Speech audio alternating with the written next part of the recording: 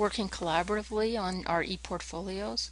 If you've seen in the previous Google video, there's a lot of ways to collaborate using the Google tools. Here I'll just show you briefly the Google Docs and the Google Sites, which is what we're primarily using for the ePortfolio system. So we'll go to Chrome, and I've logged into my Google domain. Now, as you recall in the previous lesson, from our Google Docs, we click on Docs, and here's our collections. I've put in my ePortfolio folder my individual professional development plan document. So I can click on that from either the document or, as you recall, from our website. So I'm going to go to my portfolio site, the ePortfolio website, and on the individual professional development plan web page, we'll click on that link, and we can access that document from here because we've also added it here. And this is where we can provide access to colleagues and our supervisor because we've put it here, and I'm going to open that, so if we've shared it with them to either edit or comment. So here's my plan, and I can look up here in the share, and I can see who I've shared this with. So right now anybody can look at it by clicking on it because it's anybody can view.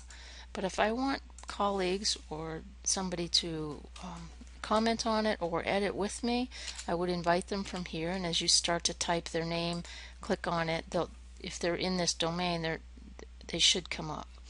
Now I can add a message, so it's like please comment, and that will notify them via email. Or if you don't want to send them an email, you can just well, I want to make sure that I'm going to allow them just to comment. I don't want them editing the document, I just want them to comment. So then I'm going to click Save and Share, and so when they come in, they won't have the edit tools, but they will be able to come in here, click on this, and they would be able to insert a comment, and they could comment on this goal. And they could also link the resources right there, click comment, and now when I come in, that will send a message to me, and it also will be up here. So we can collaborate together on working on our plan.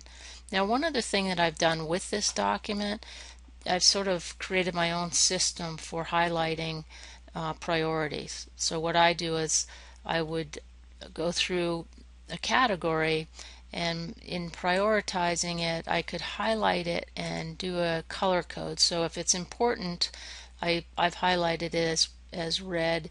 If it's not, it's yellow, and if it's not as important, it will be a green. But I think it makes things stand out. And again, if I'm going to prioritize something that I think is really important for this plan, I could highlight it, and again, high priority is red for me.